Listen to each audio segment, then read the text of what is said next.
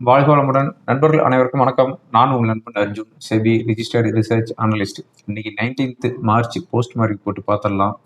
Monday, Tuesday, Wednesday இந்த 3 நாளும் market nearly 600 இருந்து 650 பாயிண்ட்ஸ் இன்க்ரீஸ் ஆச்சு. அதாவது first floor, second floor, third ஃப்ளோர்னு ஸ்டேர் கேஸில் ஏறி மேலே போச்சு 3 நாளாக. அதாவது நான் நவர முடியாமல் மேலே போச்சுன்னு வச்சுக்கோங்களேன். ஆனால் இன்னைக்கு தேர்ட் ஃப்ளோர்ல இருந்து அப்படியே வந்து கிரவுண்ட் ஃப்ளோருக்கு வந்துருச்சு. மார்க்கெட்டில் ஒரு சிவியரான ஒரு செல்லிங் ப்ரெஷர். இந்த 22 மாசத்துல இல்லாத ஒரு ஃபால் இன்னைக்கு நம்ம மார்க்கெட்டில் நியர்லி 750 பாயிண்ட்ஸ் டவுன் ஆயிருக்குது. அதாவது இன்வெஸ்டர்ஸோடைய வெல்த் 13 லட்சம் கோடி எரேஸ் ஆயிடுச்சுன்னு வச்சுக்கோங்களேன். ஒரு வெர்டிக்கலான ஒரு ஃபால். அதாவது நம்ம மார்க்கெட்டில் வந்து ஒரு நெகட்டிவ் நியூஸ் இருந்தாலே அதுக்கு வந்து ஓவரா ரியாக்ட் பண்ணும். ஆனால் எஸ்டர்டேலேருந்து இன்னைக்கு வரையுமே வந்துட்டு இருக்கிற நியூஸ் எல்லாமே வந்து நெகட்டிவ் நியூஸாக தான் வந்துட்டு இருக்குது. லாட் ஆஃப் நெகட்டிவ் நியூஸ் இருக்குது. அப்போ நம்ம மார்க்கெட்டு சொல்லவா வேணும். ஸோ வச்சு செஞ்சுட்டாங்கன்னு வச்சுக்காங்களேன். அதாவது நல்லா அடித்து துவைச்சி காய போட்டாங்க. ஹெவி ஃபால், ஒரு சிவியரான ஒரு செல்லிங் ப்ரெஷர். அது எதனால் இவ்வளோ 750 பாயிண்ட்ஸ் இறங்கி இருக்குது அப்படிங்கிறத நம்ம வந்து மெயினாக பார்க்கணும். இப்போ இருக்கிற சப்போர்ட் அண்ட் ரெசிஸ்டன்ஸ் என்ன, ஈரான் வார் என்ன அப்டேட். இப்போ வந்து பார்த்தோம் அப்படின்னா புலிவால தொட்ட கணக்காக வந்து ட்ரம்ப் வந்து ஐயோ நம்ம தெரியாதனமாக ஈரான் அட்டாக் பண்ண ஆரம்பிச்சிட்டோமே, நாம் பண்ண அட்டாக்னால உலகமே ஸ்தம்பிச்சு போச்சு அப்படின்ட்டு அவர் வந்து ரொம்பவும் வந்து மன உளைச்சலில் போயிட்டாராட்டு இருக்குது. இப்போ வந்து இஸ்ரேலுக்கே அவர் வந்து வார்னிங் கொடுக்கறதுக்கு வந்துட்டாரு. ஸோ ஒரு பெரிய இஷ்யூஸ் நடந்துட்டு இருக்குது. இந்த வார் அப்படியே கண்டினியூ ஆகும்போது இன்னமும் வந்து சிவியரான ஒரு என்ன சொல்றது சிச்சுவேஷன், ரொம்பவும் ஒரு ஒர்ஸ்டான சிச்சுவேஷனுக்கு போகிறதுக்கு உண்டான பாசிபிலிட்டிஸ் இருக்குது. ஓகே, இப்போ இருக்கிற ரிப்போர்ட் எல்லாத்தையும் பார்த்துட்டு நாளைக்கு ஃப்ரைடே, வெள்ளிக்கிழமை சொல்லவா வேணும் நாளைக்கு என்ன நடக்க போகுது, சப்போர்ட் அண்ட் ரெசிஸ்டன்ஸ் என்ன, தங்க விலையும் இறங்கிட்டு இருக்குது. எஸ்டர்டே வீடியோவில் இறங்கும் அப்படின்னு சொன்னால் அப்படின்னா இன்னைக்கு கிட்டத்தட்ட $150 இறங்கிடுது. ஸோ எல்லாத்தையுமே பார்த்துடலாம். எங்கேயும் ஸ்கிப் பண்ணாமல் பாருங்கள். இந்த வீடியோ உங்களுக்கு கண்டிப்பாக யூஸ்ஃபுல்லாக இருக்கும். இதுவரையும் அர்ஜுன் பங்கு மார்க்கெட் யூடியூப் சேனலை சப்ஸ்கிரைப் பண்ணல அப்படின்னா சப்ஸ்கிரைப் பண்ணிட்டு பாருங்கள். ரைட், இப்போ நெகட்டிவ் நியூஸ், அதாவது இப்போ வார், ஃபெட்டு, ஹெச்டிஎஃப்சி பேங்க் இஷ்யூ, இந்த 3லையுமே இருக்கிற நியூஸ் என்ன அப்படின்ட்டு பார்த்துட்டு போஸ்ட் மார்க்கெட் போட்டு போயிடலாம். அதாவது எஸ்டர்டே பார்த்தோம் அப்படின்னா இஸ்ரேல் வந்து என்ன பண்ணிக்கிறாங்கன்னா ஈரானில் இருக்கிற நேச்சுரல் கேஸ் பிளான்ட்டை வந்து அட்டாக் பண்ணியிருக்கிறாங்க. அது வந்து ஒரு சின்ன பிளான்ட் தான், அதை வந்து அட்டாக் பண்ணிட்டாங்க. அதுக்கப்புறமா வந்து குரூடு பிளான்ட்டையும் வந்து அட்டாக் பண்ணிக்கிறாங்க. ஸோ ஈரான் என்ன பண்ணாங்க, அதாவது இஸ்ரேல் வந்து ஈரான் அட்டாக் பண்ண உடனே ஈரான் என்ன பண்ணாங்க, ஒரு மேஜரான ஒரு பெரிய நேச்சுரல் கேஸ் பிளான்ட் வந்து அட்டாக் பண்ணிக்கிறாங்க. அதாவது ராஸ் லஃபான் அப்படிங்கிற ஒரு பிளான்ட் வந்து அட்டாக் பண்ணிக்கிறாங்க. உலகத்துக்கு தேவையான நேச்சுரல் கேஸு 20% இங்கேருந்து தான் சப்ளை ஆகுது. ஸோ 20%ங்கும் போது எந்த அளவுக்கு ஒரு பெரிய பிளான்ட்னு பார்த்துக்காங்க.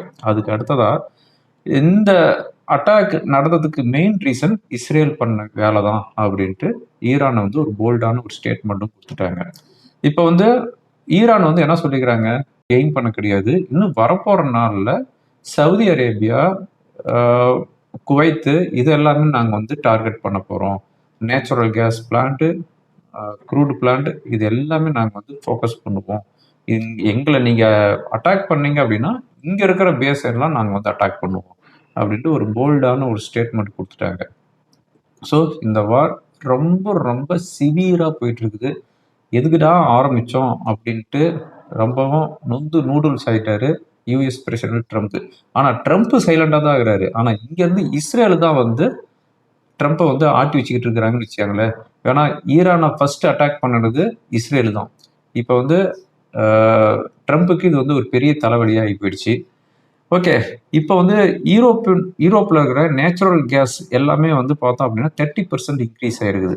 அதுக்கடுத்து பார்த்தோம் அப்படின்னா நேட்டோ கண்ட்ரிங்க எல்லாமே வந்து ட்ரம்ப்புக்கு டாட்டா பாய் பாய்ன்னு சொல்லிட்டாங்க வச்சுக்கோங்களேன்.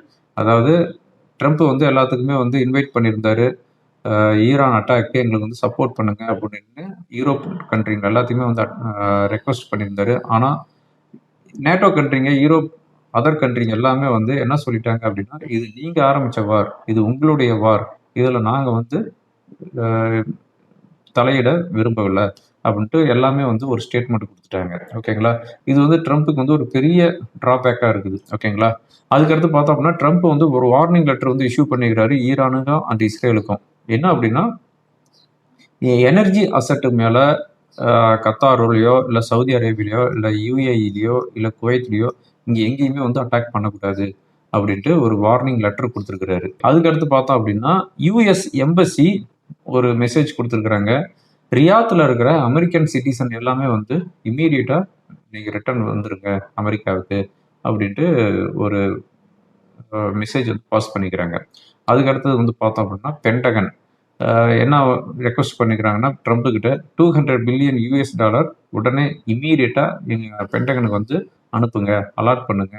ஈரான் வாருக்கு அமௌண்ட் இல்ல. அதனால $200 பில்லியன் இம்மீடியட்டா எங்களுக்கு வேணும் அப்படின்ட்டு பென்டகன் வந்து ரெக்வெஸ்ட் பண்ணிக்கிறத வாஷிங்டன் போஸ்ட் வந்து ரிப்போர்ட் கொடுத்துருக்காங்க. ஆக்சுவலா வந்து யுஎஸ்ஏ வந்து நியர்லி $39 ட்ரில்லியன் டெப்ட்ல இருக்கிறாங்க.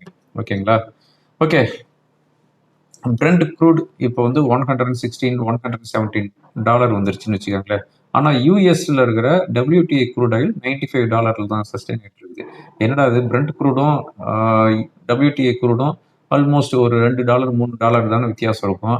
இது வந்து $116 இருக்குது. ஆனா இது வந்து $96 தானே இருக்குது அப்படின்னு பார்த்தோம் அப்படின்னா, அதாவது $20 டிஃப்ரெண்ட் இருக்குது அப்படின்னு பார்த்தோம் அப்படின்னா, WTI க்ரூட் ஆயிலை பொறுத்தவரையும் அமெரிக்கால வர்ற க்ரூட் ஆயில். அதனால அமெரிக்கா வந்து அதுக்கு வந்து பேன் பண்ணிட்டாங்க. நமக்கு அதாவது நாம உற்பத்தி பண்ற க்ரூட் ஆயில் நமக்கே பத்தாம இருக்குது. நீங்க யாருக்குமே வந்து வெளிநாட்டுக்கு யாருக்குமே வந்து எக்ஸ்போர்ட் பண்ணக்கூடாது அப்படின்னு சொல்லி WTI க்ரூட் ஆயிலுக்கு வந்து பேன் பண்ணிட்டாங்க அமெரிக்கன் கவர்மெண்ட். அதனால அது வந்து எந்த ஒரு டிமாண்டும் இல்லாம அவங்க யூஸுக்கு மட்டும் இருக்கிறதுனால $96 ட்ரேட் ஆயிட்டு இருக்குது. ஓகேங்களா? ஓகே, இதெல்லாம் நான் வந்து நியூஸ்ல படிச்ச நியூஸ் தான். ஓகேங்களா? அதை வந்து உங்களுக்கு நான் ஷேர் பண்ணிட்டு இருக்கேன். ரைட். இது ஒரு பெரிய நெகட்டிவ் நியூஸ். ஈரான் குவைத்தில் இருக்கிற நேச்சுரல் கேஸ் பிளான்ட்டை அட்டாக் பண்ணாங்க. அதனால இன்னைக்கு வந்து மார்க்கெட்டு ஒரு சிவியரான ஒரு செல்லிங் ப்ரெஷர். இது ஃபர்ஸ்ட் ரீசன். ரெண்டாவது ரீசன் என்ன அப்படின்னு பார்த்தோம் அப்படின்னா, ஃபெட் ஈவெண்ட். அதாவது எஸ்டர்டே வந்து ஃபெட் ஈவெண்ட் மிட் நைட் நடந்துச்சு.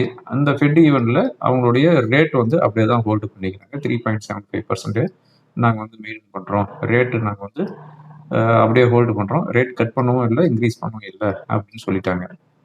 ஆனால் அவங்களுடைய ப்ரொஜெக்ஷன் என்ன சொல்லியிருக்கிறாங்க அப்படின்னு பார்த்தோம் அப்படின்னா, இந்த வருஷத்துல ஒரு ரேட் கட்டு தான் இருக்குது அப்படின்னு சொல்லிட்டாங்க. ஆக்சுவலாக வந்து ட்ரம்ப் என்ன சொல்லிட்டு இருக்கிறாரு, 2% அதாவது 200 பேசிஸ் பாயிண்ட் ரேட் கட் பண்ணணும் அப்படின்ட்டு கேட்டுட்டு இருக்கிறாரு. ஆனால் இவங்க வந்து இந்த வருஷமே வந்து ஒரு ரேட் கட்டு தான் இருக்கும் அப்படின்னு ஃபெட் ஈவெண்ட்ல சொல்லிட்டாங்க. அதுக்கடுத்துதான் வந்து இந்த ஃபெட் ஈவெண்ட்ல வந்து 12 பேர் கொண்ட கமிட்டியில வந்து 11 பேர் வந்து ரேட் கட் பண்ணக்கூடாது, ஹோல்டு பண்ணணும் தான் சொல்லிக்கிறாங்க. ஒருத்தர் மட்டும் தான் வந்து ரேட் வந்து கட் பண்ணணும் அப்படின்னு சொல்லிக்கிறாங்க.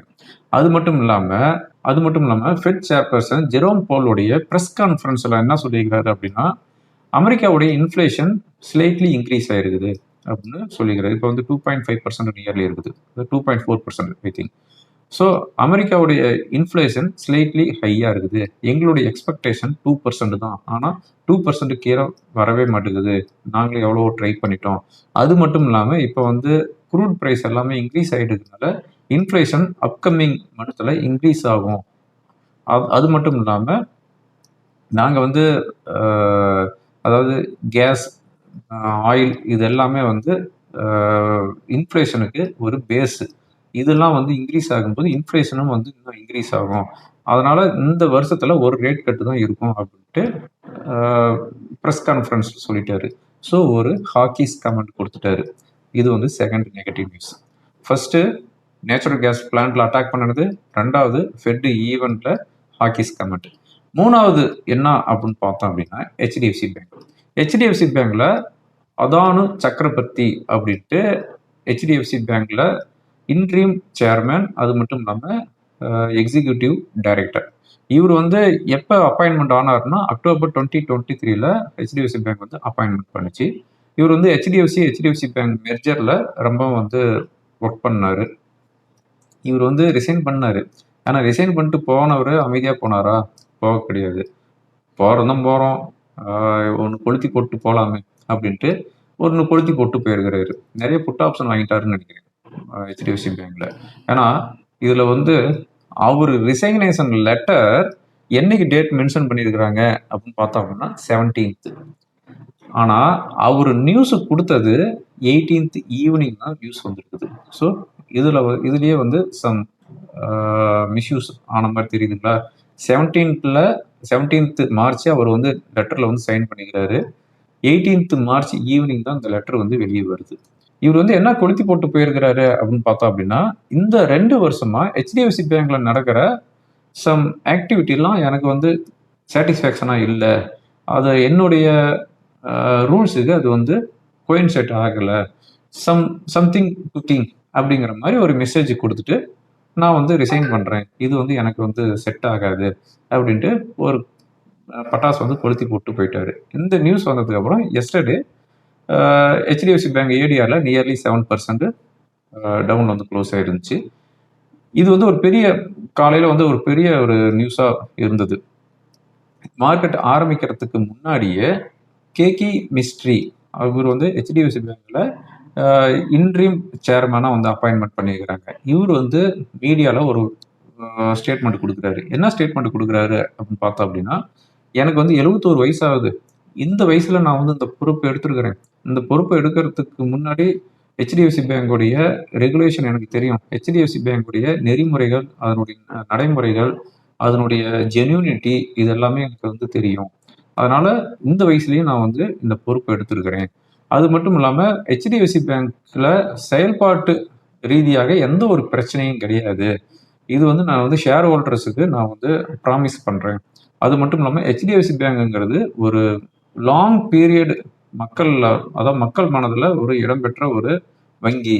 ஸோ இந்த பேங்குங்கிறது ரொம்பவும் ஒரு ஸ்ட்ராங் ஃபண்டமெண்டல் இருக்கிற ஒரு பேங்கு. அதனால வந்து அட்டானு சக்கரபூர்த்தி அவர் கொடுத்த லெட்டர் எதுக்காக அப்படி கொடுத்தாருன்னு தெரியல.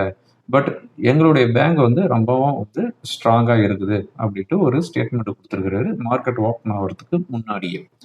ஓகே, இதுக்கு அப்புறம் லைவ் மார்க்கெட்லயும் வந்து ரிசர்வ் பேங்க் ஆஃப் இந்தியா ஒரு ஸ்டேட்மெண்ட் கொடுத்துருக்காங்க. அவங்க என்ன சொல்லியிருக்கிறாங்க அப்படின்னு பார்த்தோம் அப்படின்னா, இந்த பேங்க்ல நாங்கள் ரீசெண்டாக வந்து எக்ஸாமினேஷன் பண்ணணும். ஸோ அவங்களுடைய பேப்பர்ஸ் எல்லாமே ரொம்ப வந்து கிளியரா இருக்குது. ஸோ இன்வெஸ்டர்ஸ் யாரும் வந்து பயந்துக்க தேவையில்லை அப்படிங்கிற மாதிரி ரிசர்வ் பேங்க் ஆஃப் இந்தியா ஒரு கிளாரிஃபிகேஷன் கொடுத்துருக்காங்க.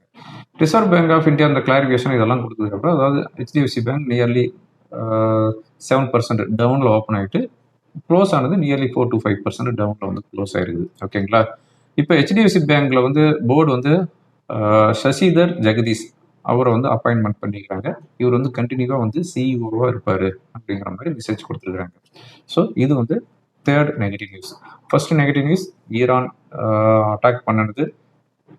Second negative news Fed hawkish comment. Third negative news HDFC bank issues. Okay, US market என்னாச்சு அப்படின்னு பார்த்தோம் அப்படின்னா, அதாவது எஸ்டர்டே பொறுத்தவரையும் நம்ம மார்க்கெட்டு ஹைல தான் க்ளோஸ் ஆச்சு. ஆனால் நம்ம மார்க்கெட்டு ஹைல க்ளோஸ் ஆனதுக்கு அப்புறமா வந்து யூஎஸ் மார்க்கெட்டில் ஒரு சிவியரான ஒரு செல்லிங் ப்ரெஷர் இருந்துச்சு. டோ பொறுத்தவரையும் நியர்லி 1.65%, நாஸ்டாக் 1.5%, S&P 500 1.6% டவுனில் வந்து க்ளோஸ் ஆயிருந்துச்சு. இன்னைக்கு மார்னிங் ஜாப்பனீஸ் நிக்கி பார்த்தோம் அப்படின்னா நியர்லி 3.5% டவுனில் க்ளோஸ் ஆயிருக்குது. ஹேங்செங் இண்டெக்ஸ் 2%, ஷாங்காய் இண்டெக்ஸ் 1.5% டவுனில் இருந்துச்சு. நம்ம கிஃப்ட் நிஃப்டி 600-700 பாயிண்ட் டவுனில் இருந்துச்சு. அதாவது இந்த 3 நாளாக என்ன இன்க்ரீஸ் ஆச்சா அது அப்படியே வந்து டவுனில் இண்டிகேட் பண்ணிட்டு இருந்துச்சு. ஆனால் ஆக்சுவலாக நம்ம மார்க்கெட் ஓப்பன் ஆனது ஒரு ரீசனபிளாக, அதாவது 500 பாயிண்ட்ஸுங்கிறது நமக்கு வந்து ரீசனபிளாக ஆயிடுச்சுன்னு வச்சுக்கோங்களேன். 500 பாயிண்ட்ஸ் டவுனில் ஓப்பன் ஆச்சு. 23,150 அரௌண்டு. அங்கேருந்து 22,930. இப்போ ரீசெண்டாக வந்த லோ, இந்த மண்டே வந்த லோ வந்து இன்னைக்கு வந்து பிரேக் பண்ணிடுச்சு. 22,930 வந்துருக்குதுன்னு வச்சுக்கோங்களேன். ஃபைனலாக நிஃப்டி 775 பாயிண்ட்ஸ் டவுனில் க்ளோஸ் ஆயிருக்குது. 23,000ல செட்டில் ஆயிருக்குது. சென்செக்ஸை பொறுத்தவரையும் 2,500 பாயிண்ட்ஸ் டவுன் ஆயிருக்குது. 3.26% டவுனில் க்ளோஸ் ஆயிருக்குது. 74,207ல வந்து செட்டில் ஆயிருக்குது. இன்னைக்கு வந்து செக்டார் வைஸ் பார்த்தோம் அப்படின்னா 16 மேஜர் செக்டார்ஸ் எல்லாமே வந்து டவுனில் தான் வந்து க்ளோஸ் ஆயிருக்குது. 2% to 3%. Small cap and mid cap each 2% டவுனில் க்ளோஸ் ஆயிருக்குது. வொலாட்டிலிட்டி இண்டெக்ஸ் 23 வந்திருக்குது. அதாவது இன்னைக்கு நியர்லி 25% இன்க்ரீஸ் ஆயிருக்குது. 23க்கு வந்துருக்குது வொலாட்டிலிட்டி இண்டெக்ஸ். ஓகேங்களா. இதுதான் போஸ்ட் மாதிரி ரிப்போர்ட்டு.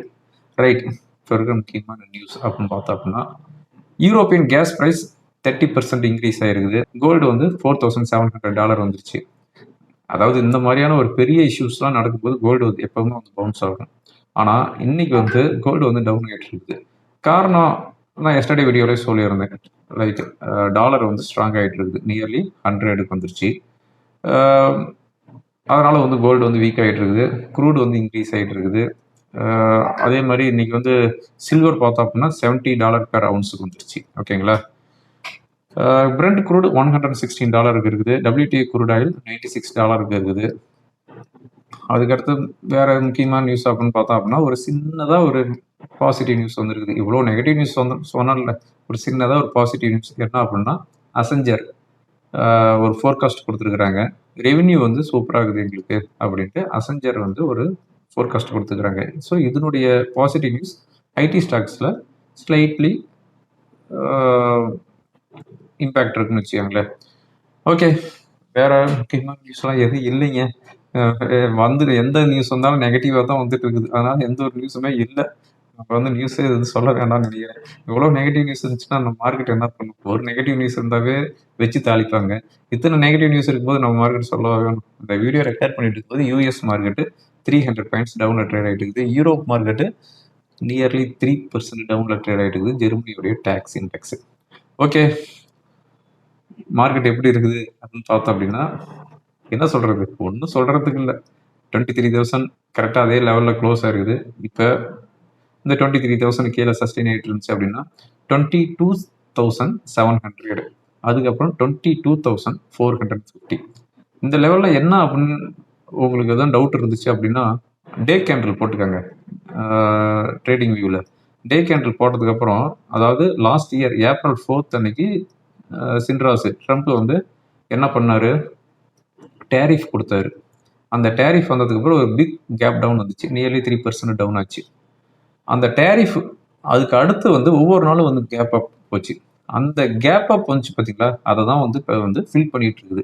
ஸோ 22,700, அதுக்கு கீழே 22,450.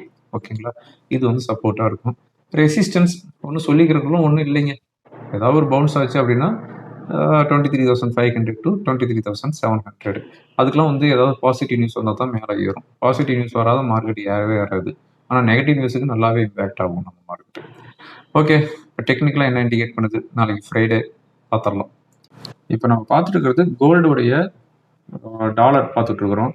அதாவது எஸ்டர்டே நான் சொல்லியிருந்தேன் நல்லா வீக் ஆகும் அப்படின்ட்டு. $5,000 எஸ்டர்டே இருந்துச்சு. இன்றைக்கி வந்து $4,500 வந்துருச்சு. நியர்லி $500 வந்து வெர்டிகலாக இறங்கிருக்குது இப்போ 2 நாளில். இன்றைக்கி வந்து 6% டவுனில் இருக்குது. ஸோ இப்போ வந்து டாலரை பொறுத்தவரையும் $4,300 வர்றதுக்குண்டான பாசிபிலிட்டிஸ் இருக்குது. இந்த $4,300 என்ன அப்படின்னு பார்த்தோம் அப்படின்னா இங்கே வந்து அதாவது இந்த ஜனவரி மந்த்து இந்த லெவலில் தான் வந்து சஸ்டெயின் ஆகிட்டு இருக்குது. அப்போ $4,300 வர்றதுக்கு வாய்ப்பு இருக்குது. ஒருவேளை $4,300 கீழே வந்துச்சு அப்படிங்கிற பட்சத்தில் $4,000 வர்றதுக்கு உண்டான பாசிபிலிட்டிஸ் இருக்குது. So $4,300 first target. அதுக்கப்புறம் $4,000 to $3,900. ஸோ இந்த $4,300 வந்துச்சுன்னா பவுன் வந்து நியர்லி 1,00,000 to 1,02,000 வரும். ஒருவேளை $3,900 வருது அப்படிங்கிற பட்சத்தில் பவுன் ஒரு 95,000 வந்துடும். 90,000 to 95,000 வர்றதுக்குண்டான வாய்ப்புகள் இருக்குது. ஓகேங்களா? ஸோ இந்த லெவல்லாம் வந்துச்சு அப்படிங்கிற லெவலில் நீங்கள் வந்து கோல்டு வந்து அக்யூமுலேட் பண்ண ஸ்டார்ட் பண்ணலாம். இப்போ நான் பார்த்துட்டு இருக்கிறது நிஃப்டியோடைய டே கேண்டில். அதாவது லாஸ்ட் இயர் ஏப்ரல் 7 அன்னைக்கு ட்ரம்ப் வந்து டேரிஃப் கொண்டு வந்தார். அப்போ வந்து நியர்லி 3% கேப் டவுனில் ஓப்பன் ஆச்சு. அந்த கேப்பை தான் இப்போ வந்து ஃபில் பண்ணிட்டு இருக்குதுன்னு வச்சுக்கோங்களேன். பாருங்க, இங்கே ஒரு கேப் இருக்குதா, இங்கே ஒரு கேப் இருக்குது, ரெண்டாவது இங்கே ஒரு கேப்பு, மூணாவது இங்கே ஒரு கேப். ஸோ இந்த கேப்பை தான் வந்து ஃபில் பண்ணிட்டு இருக்குது. இப்போ சப்போர்ட் அப்படின்னு பார்த்தோம் அப்படிங்கிற பட்சத்தில் 22,700. 22,700ங்கிறது ஒரு சப்போர்ட்டு. அதுக்கு கீழே வர பட்சத்தில் 22,450ங்கிறது நெக்ஸ்ட் லெவல். ஒவ்வொரு கேப்பும் வந்து ஃபில் பண்ணுது. ஓகேங்களா? இப்போ ரெசிஸ்டன்ஸ்னு பார்த்தோம் அப்படின்னா 23,350 வந்து 23,500 வரையும் இருக்குது. ஓகே, இப்போ இங்கே வந்த கேப்லாம் இங்கே ஃபில் பண்ணிட்டு இருக்குது. அப்போ இந்த ஒரு 10 நாளாக ஒரு கேப் டவுனில் வந்துட்டு இருக்குது. இதெல்லாம் எப்போ ஃபில் பண்ணோம் அப்படின்னா இது கண்டிப்பாக ஃபியூச்சரில் ஃபில் பண்ணும். ஃபில் பண்ணாலும் மார்க்கெட் எங்கேயுமே போகாது. இந்த கேப்பை ஃபில் பண்ணும், இங்கே இருக்கிற கேப்பை ஃபில் பண்ணும், இங்கே இருக்கிற கேப்பையும் ஃபியூச்சரில் ஃபில் பண்ணும். இது வந்து கண்டிப்பாக 100% இந்த கேப்லாம் ஃபில் பண்ணும். But it will take some time. ஓகேங்களா? உடனே ஃபில் பண்ணாது, சம் டைம் ஆகும். போன வருஷம் ஏப்ரல் மாதம் அந்த கேப் அப்போ தான் இப்போ வந்து கேப் டவுனில் வந்து ஃபில் பண்ணிட்டு இருக்குது. இப்போ நடக்கிற கேப் டவுனை ஃபியூச்சரில் ஃபில் பண்ணும். ஓகே, பேங்க் நிஃப்டி பொறுத்தவரையும், அதாவது பேங்க் நிஃப்டி வந்து நிஃப்டி ஏறதுக்கு முன்னாடி ஆல் டைம் ஹை வந்து எவ்ரி டே வந்து ஹை பிரேக் பண்ணிட்டு போயிட்டு இருந்துச்சு. இப்போ வந்து நிஃப்டியோட பேங்க் நிஃப்டி தான் வந்து வேகமாக இறங்குன்னு வச்சுக்கோங்களேன். இப்போ இருக்கிற சப்போர்ட் 53,000. 53,000ங்கிறது பேங்க் நிஃப்டியோட சப்போர்ட். ஒருவேளை அந்த லெவல்லாம் பிரேக் பண்ணுது அப்படிங்கிற பட்சத்தில் 51,800ங்கிறது ஒரு சப்போர்ட்டாக இருக்கும். ஓகேங்களா? ரெசிஸ்டன்ஸ்னு பார்த்தோம் அப்படின்னா 54,000 வந்து 55,000 வரையும் ரெசிஸ்டன்ஸ் இருக்குது. ஓகே ஃப்ரெண்ட்ஸ், இந்த வீடியோ ரொம்ப யூஸ்ஃபுல்லாக இருக்குன்னு நினைக்கிறேன். யூஸ்ஃபுல்லாக இருந்துச்சு அப்படின்னா ஃப்ரெண்டுங்களுக்கு ஃபாலோ பண்ணுங்கள். தேங்க்யூ ஃபார் வாட்சிங். வாழ்க வளமுடன்.